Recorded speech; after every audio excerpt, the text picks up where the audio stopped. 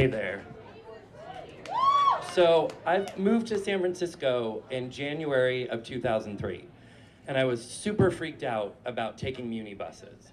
I came here from New York City, and nobody rides the bus there at all. There's buses around, no one's in them. We're all on the subway. So I'm just really nervous about looking like I don't know what I'm doing. The only time I ever took a bus in New York was from the Port Authority terminal to the IKEA in New Jersey. If anyone lived in New York at one point, you've probably done this. I went to buy those cool like floating shelves that save space in your tiny bedroom, only to find out that my walls were 90% plaster, so I put them in the walls and then immediately watched them rip out and fall onto the floor. So I'm in San Francisco and I have to find a place to live and a place to work, which means I'm gonna have to take the bus a lot. And I wanna look like I know what I'm doing. I don't wanna look uncertain, like staring out the window like, is that my stop? Is that my stop? Because this is 2003, I had a flip phone.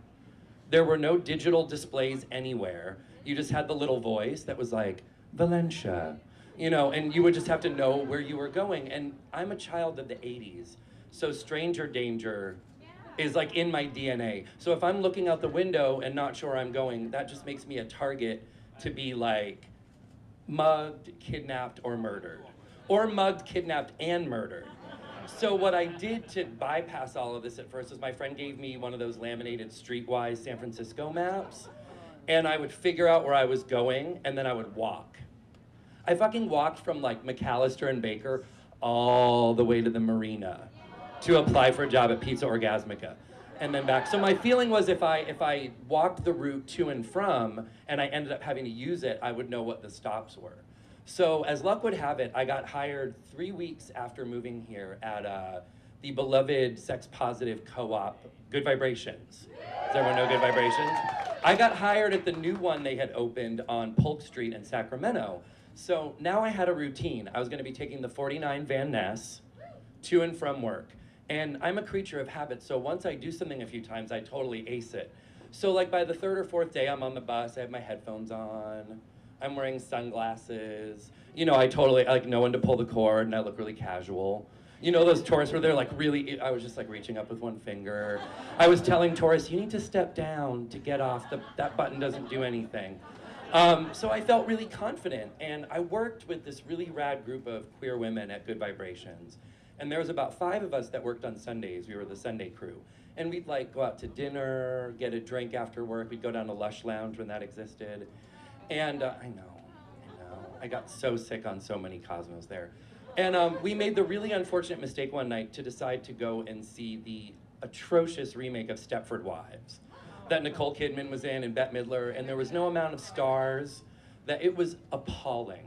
I could just talk to you like why that original movie was great, why the remake was terrible, but we're talking about Muni. So it was exciting because I was gonna take the 19 bus for the first time. Have you ever taken the 19 on down Polk? So I don't know about now because I haven't lived or worked anywhere near that neighborhood forever, but in 2003, the buses that were used for the 19 line were like the most fluorescent light flickering, like brownish, yellowy interior having murdery buses in the fucking city. Like they just looked like you were gonna die on them. So we all get on the bus, we're going downtown to the Metreon, and we're sitting in the seats that like face, that are sideways, that face each other. And we're talking about whatever, and I noticed there's this guy in the front staring at me, like staring, turning around, staring at me. And I'm like, is this like a cruising me to have sex thing? Or pretending to cruise me to have sex thing so you can kill me? And I couldn't tell you what he looked like. He was white, and I think he had a shaved head. He could be like right here tonight, I wouldn't know. But we're talking, my coworker's telling one of our favorite stories, which is like when a guy-girl couple came in and bought like a strap-on and the bend-over boyfriend instructional book, and we were like, yes, he's getting it in the ass tonight. So we're talking about that, and he's looking at me, and my coworker even notices. And she's like, that guy is giving you laser eyes, like crazy. And I was like, I know, what's going on? And she's like, oh, there's your boyfriend. And he wasn't cute, but he wasn't not cute. He was like kind of cute adjacent, but I didn't have time to get too super freaked out because we were getting to our stop soon. So we're like getting our bags and moving towards the side door. And as we get to the door, you know, we're right near where he's sitting, and he looks at me again and he says, "Did you ever live at 299 at Delphi Street in Brooklyn?" And I was like, "Yeah, I did. I lived there. I just moved here from there." And he's like, "Oh, I lived there. I'm here on vacation." And I was like, "Oh, wow, it's a small world after all. Like, my neighbor, you recognize me from the building." And, you know, we just had like a few seconds to kind of talk about that coincidence because the bus is entering the stop. And so I'm about to get off with my coworkers, and he looks at me and he says, "Oh, by the way, I'm the guy that stole your records." Yeah. It was like all the sound disappeared in the world. The bus stopped making noise. People were talking, but their faces were moving. There was no sound. In my face, if you took a picture of it, I was just like, and I just was like, thanks, yeah, okay. And we have to get off. The doors are open, and my coworkers are like, "What the fuck?" They're just out on the sidewalk, like buzzing around me like flies, like, "Who, he stole your records? Who is this guy? How do you know him?" And I'm just standing there in a daze, and then I sort of snap out of it, and I was like, holy shit, this is the guy who stole my fucking records. So I have to tell them, you know, I had finished college. I went to school just outside of New York City, Sarah Lawrence College, if anyone knows it. And I was moving into an apartment in Brooklyn with one of my friends from school.